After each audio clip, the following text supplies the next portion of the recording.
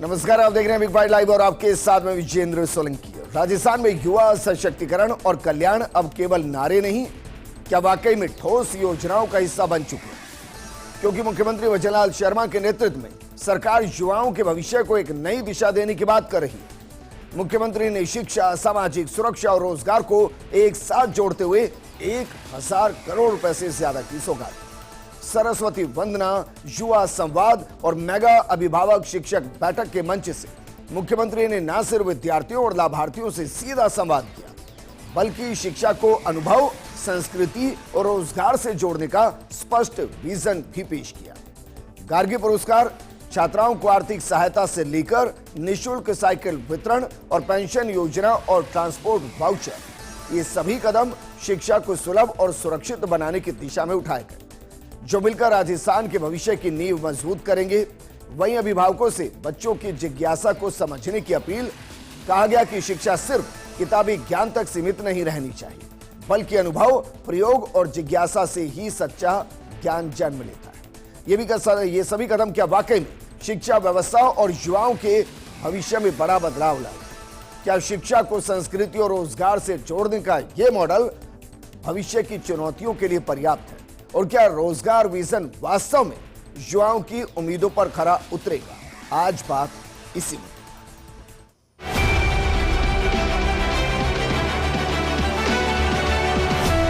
मेरा आप सभी से आह्वान है कि पहले हम हमारे गांव, हमारी तहसील को, हमारे जिले को, हमारे प्रदेश को, हमारे देश को पूरी तरह से जानें।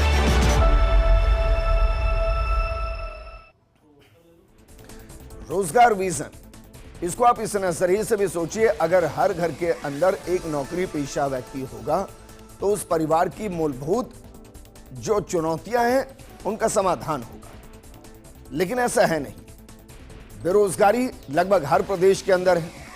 ग्रामीण क्षेत्रों में बेरोजगारी के निदान के लिए वीजी रामजी या पुरानी मनरेगा योजना कहिए, इसके अलावा बीजेपी सरकार ने कई योजनाएं चलाई हैं। लेकिन क्या वाकई में युवा को सशक्त करने के लिए अभी भी गांव धानी पर ही फोकस है और वहीं से विकास की वो बयार बहेगी जो पूरे प्रदेश को इस बसंत में बौछारों के जरिए मावट का एहसास कराएगी? इस पर बात करने के लिए हमारे साथ मौजूद हैं बीजेपी प्रवक्ता आरपी विजय जी, कांग्रेस प्रवक्ता पंकज शर्मा जी, राजनीतिक विश्लेषक देवेंद्र शास्त्री जी।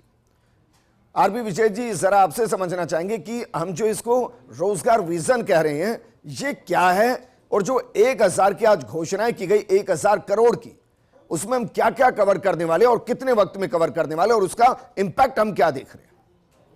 विजेंद्र जी, सबसे पहले आपको, मेरे को पैनलिस्ट को, आपके सभी दर्शकों को मेरा नमस्कार। नमस्कार सर। और मैं सबसे पहले तो धन्यवाद देना चाहूँगा, बधाई देना चाहूँगा राजस्थान सरकार को और सीएम भजनलाल शर्मा जी को, जिन्होंने आज बसंत पंचमी पे और सुभाष चंद्र बोस की जयंती पे उन्होंने 1000 करोड़ रुपए की घोषणाएं करी है। उसके अंदर 700 करोड़ रुपया तो एक्चुअली क्या है, सामाजिक सुरक्षा पेंशन के लिए रखा गया है और 300 करोड़ रुपया विद्यार्थियों के लिए रखा गया है। उसमें से भी 3.6 लाख जो छात्राएँ हैं उनको हम तकरीबन 126.81 करोड़ रुपए का पैसा ट्रांसफ़र करेंगे। 130 करोड़ रुपया छात्राओं के लिए हम स्कूल क्या बोलते हैं साइकिल के लिए हम देंगे, और 53 करोड़ रुपए ट्रांसपोर्ट वाउचर्स, जो हमारे जितने भी युवा हैं और जो भर्ती परीक्षाओं में जाते हैं करते हैं, उनके लिए ट्रांसपोर्ट वाउचर्स दिए गए जी। तो इस तरीके से हमने कुल मिलाकर के 700 और 300 करोड़ रुपए का हिसाब किया है। और रही बात, मतलब ये कह रहे हैं कुछ नया नहीं है, जो हमेशा होता है वही है ये। अब ये कह रहे हैं भाई साइकिल स्कूटी वितरण तो पहले भी हो रहा था, ट्रांसपोर्ट वाउचर भी हो रहे थे, आपको सबको इसके अलावा जो ट्रांसफर हो रहा था वो भी हो रहा था। अब इस पर आते हैं जो 700 करोड़ के आसपास आपने कहा कि जो सोशल, किसके लिए? पेंशन के लिए ना जी, पेंशन के सुरक्षा पेंशन, सामाजिक सुरक्षा पेंशन। उस 700 करोड़ का किसके लिए इस्तेमाल होगा? वो ये जो हमारे जो बुजुर्ग हैं और जो निसहाय हैं उनके लिए ये व्यवस्था की गई है कि किसी भी तरीके से जो आदमी को जो एक जीवन यापन करना पड़ता है बुढ़ापे में जाकर के, उनके लिए व्यवस्था की गई है ताकि कोई भी पेंशन तो पहले से ही है भाई, दिव्यांग पेंशन पहले से है, विधवा पेंशन पहले से है, ये बुजुर्ग पेंशन पहले से है। मैं आपको बताऊं, ये विवेकानंद जी की सोच के ऊपर है युवा जो स्टार्टअप चालू कर रहे हैं या जो चीज़ कर रहे हैं उनके लिए भी अगर आपने देखा होगा, ये हमारा यूथ एम्पावरमेंट, अभी आपने सुना होगा यूथ एम्पावरमेंट, हमारे भजनलाल जी को सुना होगा। भजनलाल जी यही कह रहे थे कि हम युवाओं को एम्पावरमेंट कर रहे हैं। उसके पीछे रीजन क्या है कि आज की तारीख में सरकारी नौकरियां उतनी नहीं दी जा सकती जितना लोग बाग सोच रहे हैं। आज हमने जो घोषणाएं करी थी, वो सब ठीक है 5 सर, साल उनके लिए तो मैं, अगर आप इस प्रोग्राम में अगर योजनाएं गिनाने लगूंगा तो पूरा प्रोग्राम खत्म हो जाएगा। मैं उस पर नहीं जा रहा, मैं सिर्फ इस 1000 पर फोकस कर रहा हूं। 1000 करोड़ पर आपने 300 करोड़ का बाइफर्केशन दिया, उसमें क्या पहले, इससे पहले कभी ऐसा नहीं हुआ कि साइकिल वितरण हुई हो? आपको सबको पता है किस तरीके से स्कूटियां, आपको सबको पता है किस तरीके से स्कूटियां किस तरीके से पड़ी हुई थी और किस तरीके से उनको मिस यूज किया जा रहा था। खरीद लिया गया, जिनको जो कुछ करना था कर लिया, बट जो बेनिफिशियरी थे उनके पास नहीं गई। तो कहने का अर्थ ये था कि अच्छी तरीके से वितरण नहीं किया। आज उस दिवस पे एक्चुअली मैं आपको बताऊं, विवेकानंद जी की सोच के ऊपर युवाओं के लिए ये काम किया, ये घोषणाएं करी और ये हकीकत में होगी। अरे सर, मैं ये सिर्फ जानना चाह रहा हूं, क्या ये घोषणाएं वित्त वर्ष 2025-26 के बजट की घोषणाएं नहीं थी क्या? मैं आपको बताऊं, ये अलग से घोषणा है, ये 1000 करोड़ की घोषणा अलग है, उससे आज की घोषणा है, ये वो अलग है, ये अलग है, ये बिल्कुल ऑल टुगेदर डिफरेंट है। और इनको यूज किया गया है बेसिकली इस मौके को देख करके कि आज की तारीख में युवाओं के लिए ये देना जरूरी था, युवाओं को एम्पावरमेंट करना जरूरी था। देवेंद्र शास्त्री जी, मैं सही कह रहा हूं, मुझे बाइफर्केशन नहीं पता था, इसलिए मैं थोड़ा एक्साइटेड भी था कि भाई 1000 करोड़ का हम एक तरीके से रोजगार विजन की तरफ बढ़ रहे हैं कि भाई हो सकता है कुछ स्टार्टअप से नए शुरू किए जा रहे हो, कुछ और वेलफेयर के साथ काम किया जा रहा हो। लेकिन जिस तरीके से यादव जी कह रहे हैं, ये सब कुछ शायद आरपी विजय जी जैसे कह रहे हैं कि वो पहले से हैं चीजें, तो उसमें हम एक बूस्टर डोज की तरह इसको देखें कि भाई जो रह गए हैं, जिनको और दिया जा सकता है और मजबूत किया जा सकता है, उनके लिए 1000 करोड़ एडिशनल है, ऐसे देखें फिर इसे। देखो विजेंद्र, दो चीज़ें एकदम स्पष्ट कर दी हैं विजय वर्गीय जी ने कि ये एजुकेशन को जो बाइफर्केशन के हिसाब से जो मिला है वो 300 करोड़ के आसपास है। बाकी का सब जो है, जो रूटीन में चल रहा है उसी के आसपास, उसमें कुछ बढ़ोतरी की होगी या उसमें कुछ एडिशंस किए होंगे, उसके नाम पर वो है। और ये एक तरह से पीआर वर्क है, समझ लीजिए कि बजट से पहले की घोषणाएं हैं। तो ये एक परंपरा अभी इन सालों में चली है कि बजट के बाहर जो है पहले कुछ घोषणाएं करके उसका प्रचार का लाभ लेती हैं सरकारें, तो इसमें कोई बुराई नहीं है। लेकिन मेरा बेसिकली, आप इसका बाइफर्केशन देखेंगे तो मेरा जो इस पे टिप्पणी है वो ये है कि इसमें कुछ ऐसा नहीं किया गया है जिससे कि स्किल बढ़ती हो या एजुकेशन में इम्प्रूवमेंट होता हो। ये कुछ बेनिफिट्स दिए गए हैं जिनसे कि वोटों को प्रभावित किया जा सके, कैश या कोई इनाम या कोई इस तरह की चीज़ें दे देना। ये पिछले सालों में कई सरकारें, कई पार्टियों की सरकारों ने ये किया है। 15 साल पर मैं ये समझता हूं, वोट डालती है सर हैं 15 साल की बच्ची कौन से स्टेट में वोट डालती है? लेकिन उनके पिताजी तो डालते होंगे, उनकी माताजी तो डालती होगी, बेनिफिट तो घर में ही जाता है भाई। मैं ये कह रहा हूं अभी कौन सा, आप ये कह रहे हैं कि जो अभी निकाय इलेक्शन आने उसके लिए अभी से तैयारी है? निश्चित रूप से वो बेनिफिट किसी न किसी घर को जाएगा। और वो वरना मुझे एक बात बताइए, आप मुझे बताइए, सरकार की एक योजना बताइए चलिए जिसका किसी घर को फायदा ना होता हो। जो रास्ते बन रहे, रोड बन रहे, उनका भी घरों को फायदा हो रहा है। मैं ये कह रहा हूं कि जब आप शिक्षा के क्षेत्र में कुछ नया कर रहे हैं तो शैक्षणिक योग्यता, स्किल में सुधार के लिए आपको करना चाहिए। या तो आप इंफ्रास्ट्रक्चर सुधार रहे हो, या आप शिक्षकों की काबिलियत सुधार रहे हो, या आप कोई स्कूलों का निर्माण करवा रहे हो, शास्त्री तो ठीक है, अलग बजट होगा। मैं सिर्फ इसकी बात कर रहा हूं कि ये जो बजट है इसको हम बूस्टर डोज के तौर पर देखिए। एक उदाहरण लेते हैं, चलिए मानिए जैसे स्टेट में अभी तक 5000 बच्चियों को साइकिल मिल रही हो। आज वसंत पंचमी पर सुभाष चंद्र बोस जी को याद करते हुए कहा कि नहीं भाई चलिए ठीक है, हम 500 और बच्चियों को देंगे। तो ये हम इसको एक अच्छी पहल कहें कि चलिए ठीक है 500 बच्चियों को और मिल रहा है? नहीं, ये पुरानी योजना ये अच्छी पहल नहीं कही जा सकती है विजेंद्र। क्यों नहीं? कारण मैं बता देता हूं। एक तो ये इस बात का संकेत है कि बच्चियां जो है स्कूल जाने के लिए पब्लिक ट्रांसपोर्ट फैसिलिटी आपके पास नहीं है, इसलिए आपकी मजबूरी है कि आप उनको कोई इस तरह का प्रलोभन दें कि साइकिल दे दें, देवेंद्र शास्त्री दे दें। देवेंद्र शास्त्री जी, मैं अपने गांव में पढ़ा, उदाहरण दे रहा हूं। मेरा गांव मेरे घर से आधा 1 किलोमीटर दूर। अब गांव के अंदर की गलियों पे कौन सा पब्लिक ट्रांसपोर्ट चलता है भाई? बिल्कुल चल रहा है। प्राइवेट सेक्टर में जाके देखिए, गांव गांव में घर घर से बच्चे उठाए जा रहे हैं, क्योंकि उठाए वहां नहीं पैसे मिल रहे हैं, तो वो कर रहे हैं। अरे आप गजब कर लेकिन रहे हैं जो सर, वो तो बच्चे कैब करते हैं सकते। कि भाई चलिए सबको स्कूल की कैब लेकर चली जाएगी, बच्ची साइकिल से जा रही है, इसमें क्या गलत हो गया? विजेंद्र, पंकज शर्मा जी, जो ये बजट है, इस बजट में भाई 700 करोड़ की तो हम इसलिए भी बात नहीं करें क्योंकि सामाजिक सुरक्षा के लिए, अब उसको कैसे इस्तेमाल होने और समाज के लिए होना। लेकिन जो 300 करोड़ और है, इसको कैसे देख रहे हैं कि भाई चलिए ठीक है, एक अच्छा दिन था, अच्छे दिन में माता बहनों के लिए कुछ और पैसा निकाला गया सरकार के खजाने से, उनको कुछ और उपहार दिए गए, क्या हम इसको इस नजरिए से देखें? देखिए विजेंद्र जी, मैं अपनी बात कबीर दास जी की एक पंक्ति से शुरू करना चाहूँगा कि झूठे सुख को सुख कहे मानत है मनमोद।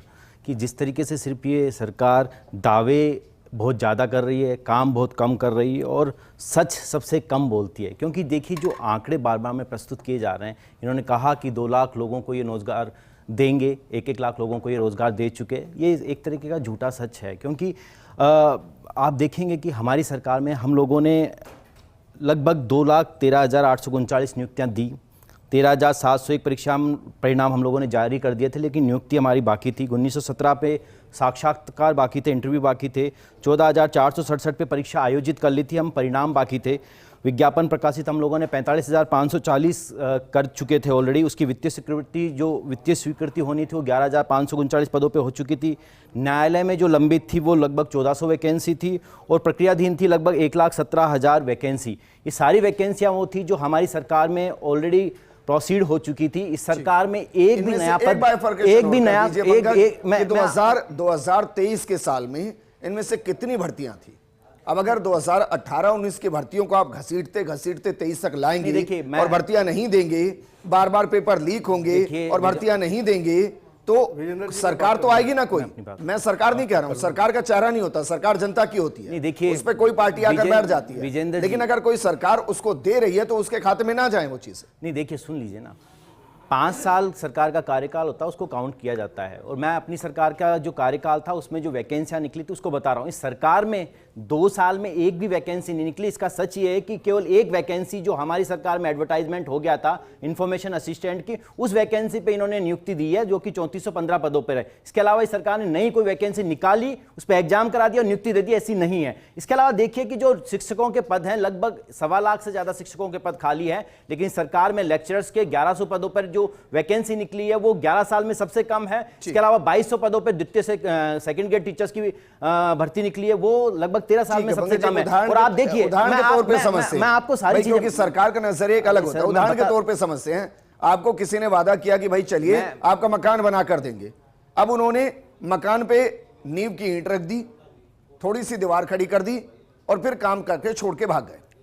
अब नया आया, उसने पूरा मकान बनाया, आपका गृह प्रवेश कराया। अब जरा बताइए क्रेडिट आप किसको देंगे? नहीं देखिए, सुनिए, जो नींव बना रही है, अगर नींव मजबूत है तो फिर दीवारें बनाने में ज़्यादा टाइम नहीं लगता, पहली बात। अब मैं आपको नींव की बात करने के ऊपर आपको एक एग्जांपल देना चाहता हूं। हमारी सरकार आई, हमारी सरकार ने लगभग 10,000 से ज़्यादा कंप्यूटर टीचर्स लगाए। आज ये सरकार जब ये वादा करती है कि आर्टिफिशियल इंटेलिजेंस पे बेस्ड डिजिटल प्लेटफॉर्म्स बनाएगी, तो उनको कंप्यूटर टीचर्स की का भी जरूरी होगा, सरकारी स्कूलों में जरूरी होगा। आज की रिपोर्ट आपने भी पढ़ी, आज ही की रिपोर्ट आपने पढ़ी, एग्जाम के जरिए लगे थे कंप्यूटर टीचर्स। सुन लीजिए ना प्लीज, सुन लीजिए। एग्जाम के जरिए लगे थे, इंटरव्यू बेस, डेफिनेटली एग्जाम के थ्रू लगे हैं। 10,000 लोगों को जॉब दिया, एग्जाम के थ्रू दिया है। सुन लीजिए, अब इसके बाद आज की न्यूज है, आईसीटी लैब्स जो राजस्थान में थी, लगभग 1048 स्कूलों में आईसीटी लैब्स में कितना बड़ा भ्रष्टाचार हुआ है। सारी आईसीटी लैब 1 साल में ही खराब हो गई। आप बच्चों को जो बेसिक एजुकेशन है, आईसीटी लैब्स हो, इंग्लिश एजुकेशन हो, प्लेग्राउंड्स हो, वो आप मुहैया नहीं करवा पा रहे हैं। बड़ी बड़ी बातें कर रहे हैं और रिपोर्ट देखिए आप लगातार जिस तरीके से जर्जर हालत में प्रदेश के सरकारी स्कूल हैं और शिक्षा मंत्री लगातार बयानबाजी कर रहे हैं, दिखाता है कि शिक्षा से कोई लेना देना नहीं शिक्षा मंत्री को। पंकज, वाकई में कांग्रेस की नजर में साइकिल देना बच्ची को, उसको ट्रांसपोर्ट वाउचर दे देना, ये बड़ी बड़ी बातें हैं। मुझे लगा है तो बच्चों के लिए सरकार ने देखिए वीरेंद्र जी, अगर ट्रांसपोर्ट वाउचर की आप बात करेंगे तो हमारी सरकार रोडवेज में फ्री ट्रांसपोर्ट वाउचर कर दिया। पंकज जी सुनो, अब सुन लो भाई, आपके टाइम पे मैं चुप रहा था, अब आप थोड़ा सा। मैं ये कह रहा हूं कि इनके 5 साल के शासन के अंदर टोटल मिला के 2,07,870 नौकरियां दी गई थी। उनमें से भी 82,000 तो सुविधा कर्मी थे। 31,000 नौकरियां आज की तारीख में कोर्ट में चल रही है। तो क्या काम किया आपने? आज हमारी सरकार ने 1 लाख का तो हमने अभी कैलेंडर निकाला 2026 का वायदा करे थे। अरे बात सुनो, हमने बात करिए 4 लाख की तो 2 लाख तो हम ऑलरेडी दे चुके हैं और 2 लाख 1 लाख का भर्ती कैलेंडर निकाल चुके हैं। तो हम जो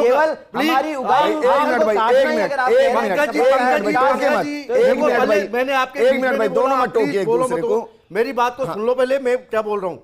मैं आपको बता रहा हूं कि आप जो गुणगान कर रहे हैं वो गुणगान मैं आपको समझा देता हूं। टोटल मिलाकर के आपने कितनी नौकरियां दी, उनमें से संविदा कर्मी कितने थे, उनमें से कोर्ट में कितनी गई है, आपने क्या किया? आज की तारीख में हमने जो घोषणा करी थी कि 5 साल में हम 4 लाख सरकारी नौकरियां देंगे, 6 लाख के रोजगार देंगे दूसरे क्षेत्र में, प्राइवेट सेक्टर में, और 15 लाख हम स्किल डेवलप करके उनको तैयार करेंगे। तो आज की तारीख में मैं आपको बता दूं, हिंदुस्तान के अंदर जब से एनडीए सरकार आई है उससे पहले सिर्फ 500 स्टार्टअप थे और 4 से 5 यूनिकॉर्न्स थे आपके। आज की तारीख में 2 लाख से ऊपर स्टार्टअप है और आपके 120 से ऊपर यूनिकॉर्न है। यूनिकॉर्न जानते हो $1 बिलियन। राजस्थान में कितने हैं सर? तो मेरा कहने का राजस्थान में कितने स्टार्टअप्स हैं? हाँ जी, राजस्थान में कितने स्टार्टअप्स हैं? आप देख रहे हो स्टार्टअप ही स्टार्टअप है सारे, जितने भी बच्चे आ रहे हैं। आज की तारीख में मेरा भतीजा भी है, उसका भी अभी भास्कर में आया है और रोजाना आ रहे हैं। तो स्टार्टअप से क्या होता है कि आप रोजगार लेने वाले नहीं, रोजगार देने वाले बनते हो। हमारी सोच ये है कि हम नौकरी नहीं मांगे, हम नौकरी दें। अभी से 1,000 करोड़ पे वापस बात कर लेते हैं। 1,000 करोड़ पे बात कर लेते हैं। अभी तो बजट आएगा तब ये सारी बातें कर लेंगे सर। अच्छा, इस 1,000 करोड़ को सिर्फ हम एक उपहार के तौर पर देखें। वक्त आप दे दें, मैं कुछ बातें आपके सामने रखना चाहता हूं। बोलिए बोलिए। देखिए, इस सरकार में 2 बजट आए। 2 बजट में लगभग 2,717 घोषणाएं इस सरकार ने की और उन 2,717 घोषणाओं में से सिर्फ 750 घोषणाएं पूर्ण हुई है। 1200 से ज्यादा घोषणाएं वो हैं जो अभी तक जिसका स्टेटस भी पता नहीं है, और 500 से ज्यादा घोषणाएं तो ऐसी जिस पे अभी काम स्टार्ट भी नहीं हुआ। पहली बात। दूसरी बात, हमारी सरकार में राजीव गांधी मित्र लगे थे, 5,000 इन लोगों ने आते हटा दिए। इसके अलावा 50,000 महात्मा गांधी प्रेक्षक लगने थे, उसको प्रक्रिया को बंद कर दिया। इसके अलावा आप देखेंगे कि हम लोग एक राजीव गांधी एक्सीलेंस स्कॉलरशिप लेके आए थे, उसको इन्होंने नाम चेंज करके विवेकानंद स्कॉलरशिप कर दिया, कोई बात नहीं। लेकिन आप देखिए उसमें कॉलेजेस की संख्या भी कम कर दी है, स्टूडेंट्स की संख्या भी कम कर दी है। हमने RCET जैसे टेक्नो हब सेंटर्स बनाए, उस पर इन्होंने कोई नया टेक्नो हब नहीं बनाया। हमने Mahatma Gandhi social school of policy बनाया जो कि जेएलएन मार्ग पे, उस पर कोई काम नहीं कर रहा। सरकार में आप देख लीजिए कि लगातार उदासीनता बनी हुई है युवाओं के प्रति। बेरोजगारी पर काम लोग देते थे, महिलाओं के लिए लगातार हम लोगों ने काम किया। आप सामाजिक सुरक्षा की पेंशन कर रहे हैं, सामाजिक सुरक्षा पेंशन साथ तोड़ दिया उन्होंने, लोगों को मिल सारी आपकी जो शिक्षा नीति पूरी खत्म हो गई। आप लोगों ने क्या किया? जो एग्जिस्टिंग थी उनको इंग्लिश मीडियम बना दिया। आप लोगों ने क्या किया? आप लोगों ने कुछ किया ही नहीं। पंकज जी योजना की बंद कर पंकज जी, आप ये लंबी डिस्कशन कर चुके हैं। धरातल में काम हो रहा है, धरातल में जो काम हो रहा है वो सामने दिख रहा है। आज उसी की बात हो रही है, उसी पे डिस्कस कर रहे हैं। आपने जो काम किया, जो मैंने गिना दिया, आप लोगों ने काम किया। बीजेपी के प्रतिनिधि है, इनसे पूछा जाना चाहिए कोचिंग अब में कब ट्रांसफर करेंगे। सारी कोचिंग यहाँ बनी पड़ी है, फिर कोई हादसे का इंतजार हम लोग कर रहे हैं। हम लोगों ने इतनी बढ़िया कोचिंग हम लोग सरकार ने बनाकर दिया, उसको अभी तक स्थापित भी नहीं कर पा रहे हैं आप लोग। तो ये आपकी असफलता है। किस तरीके से आप कोचिंग असफलता नहीं है, सारे द्वार खुले हुए हैं। आज की तारीख में कोचिंग इंस्टीट्यूट है कि आपकी प्राथमिकता में युवा जाना चाहती है, हम कहते हैं जहां जरूरत से वहां हटाया गया है, बाकी वो कहीं भी जा सकते हैं, कहीं भी। अगर इतना महंगा होगा तो नहीं जाएंगे। अब दोनों रुक जाइए, दोनों। देवेंद्र शास्त्री जी, देखिए, मैं इस पर कोई भिन्नमत नहीं रखता कि सरकार स्टेट की होती है, सरकार जनता की होती है। एक पार्टी चुनाव जीत सकती है, लेकिन जब वो सरकार होती है तो वो किसी पार्टी की नहीं होती है, वो प्रदेश की होती है, देश की होती है। और जो पीछे की योजनाएं होती हैं, परियोजनाएं होती हैं, उनके विश्लेषण के साथ आगे बढ़ाना नैतिक जिम्मेदारी होती है। अब अगर मानिए कांग्रेस ने कुछ वैकेंसीज को छोड़ दिया, कुछ प्रक्रिया पूरी नहीं हुई, तो वो वर्तमान सरकार की जिम्मेदारी थी और उसके खाते में वो जाना भी चाहिए अगर उसने उस प्रक्रिया को पूरा किया। लेकिन मैं ये कह रहा हूं कि जो ये बजट है, जो 1,000 करोड़ का उपहार है, हम इस पे इतना क्यों मंथन करें? अगर मानिए सरकार ने बच्चियों को कुछ दिया, उनकी सुविधाओं के लिए कुछ दिया, उसको हम टॉपअप के तौर पर देख लें, तो ये तो वेलकम होना चाहिए। इस पे हम क्यों क्वेश्चन कर रहे हैं? नहीं, इसमें बिल्कुल वेलकम होना चाहिए और वेलकम किया भी जा रहा है कि ये अनाउंसमेंट ये किया कर रहे हैं। लेकिन मैं समझता हूं कि जनता को समझने के लिए कुछ चीज़ें स्पष्ट करनी चाहिए। यहाँ पर 3 मद जो है लिए गए हैं बेसिकली। एक तो शिक्षा के क्षेत्र में कुछ पैसा दिया जा रहा है, और एक आपके समाज कल्याण, और तीसरा जो है स्किल का। तो मैं ये कह रहा हूं कि इन तीनों की प्रोग्रेस देखें हम। शिक्षा के क्षेत्र में कांग्रेस वाले कह रहे हैं कांग्रेस के रिजीम में भी बहुत सारी स्कूलें बंद हुई, और ये जो भजनलाल जी के 2 साल है इसमें भी करीब करीब 400 से ज़्यादा स्कूलें या तो बंद हो गई या मर्ज करनी पड़ी, क्योंकि ड्रॉप आउट इतना ज़्यादा है कि स्कूल चल ही नहीं रही हैं। तो और मेरे कहने का मतलब यह है कि हालात जो है एजुकेशन के सेक्टर में बहुत गंभीर हैं और उनको एड्रेस नहीं किया जा रहा है। हम कुछ स्कूटी दे करके या कुछ बेनिफिट्स दे करके हम जनता को ये भ्रम में न डालें कि हम एजुकेशन पे बहुत बड़ा काम कर रहे हैं। ये आपकी बात एग्री करेंगे सर, दूसरी बात से कॉलेज हमने ऐसे देखे जो 2-2 कमरों में चल रहे हैं। अब समझ नहीं आता कि भाई ये कॉलेज बनाया गया है, रस्म अदायगी की गई है। एक बहुत सीरियस मामला और है कि जो इंटरनेशनल लेवल पे जो बाहर जाकर के हमारे बच्चे एजुकेशन लेते थे, अब वहां से उनको निकाला जा रहा है, और लगातार राजस्थान के भी बहुत बड़ी संख्या में छात्र जो है कनाडा, अमेरिका और वहां से वापस आने पे मजबूर है। उनके लिए अगर हम कुछ ऐसा स्किल डेवलपमेंट का प्रोग्राम के ऊपर गलत काम कर रहे थे उनके लिए जिनसे कि वो बेनिफिट ले सके। लेकिन देवेंद्र शास्त्री जी, अगर मैं गलत नहीं तो हम तो इस दिशा में बढ़ रहे हैं अब कि भाई अभी तक तो बच्चा यहाँ से फॉरेन कंट्री पढ़ने जाता था, हम तो यहां तक बढ़ रहे हैं कि भाई जिन फॉरेन कंट्रीज के अंदर जो रेपुटेटेड यूनिवर्सिटीज हैं उनके कॉलेज को देश के अंदर ही खोल दिया जाए और यहां पर बच्चा पढ़े। हम तो इस दिशा में बढ़ रहे हैं। होना चाहिए, ये हो रहा है सर। ये आंकड़ा कहां है, ये फिगर कहां है? देखिए मैं स्किल इंडिया की बात कर रहा हूं। स्किल इंडिया बहुत एक अच्छा यूनिक आइडिया था नरेंद्र मोदी सरकार का। ये आंकड़े तो वेरीफाइड आंकड़े हैं। इंडिया का भाई 2 लाख से ज्यादा स्टार्टअप्स शुरू हुए हैं और 120 से 125 के आसपास यूनिकॉर्न्स क्रिएट हुए हैं, जिनकी संख्या 2014 के आसपास, अगर मैं गलत नहीं तो 4 से 5 के आसपास थी कुल। तो ये तो बने हैं और ये सिर्फ मेक इन इंडिया के अंतर्गत ही, स्किल इंडिया के अंतर्गत ही हुआ है। अगर आप चाइना इसके अलावा बताता हूं सर, मैं उस पर जा नहीं रहा हूं, देखेंगे मैं उस पर जा नहीं रहा हूं सर, वरना वेपन इंडस्ट्री हमारी बहुत तेजी से ग्रो कर रही है। देखो विजेंद्र जी, इंडस्ट्री है क्योंकि आज हमारा मैं आपको टॉपिक वो बताता नहीं हूं, राजस्थान सरकार और इंडियन गवर्नमेंट मिलकर के काम कर रही है। आज आपको पता है कि हमारा सालाना 80,000 करोड़ से ऊपर का पैसा सिर्फ एजुकेशन के लिए बाहर जा रहा है।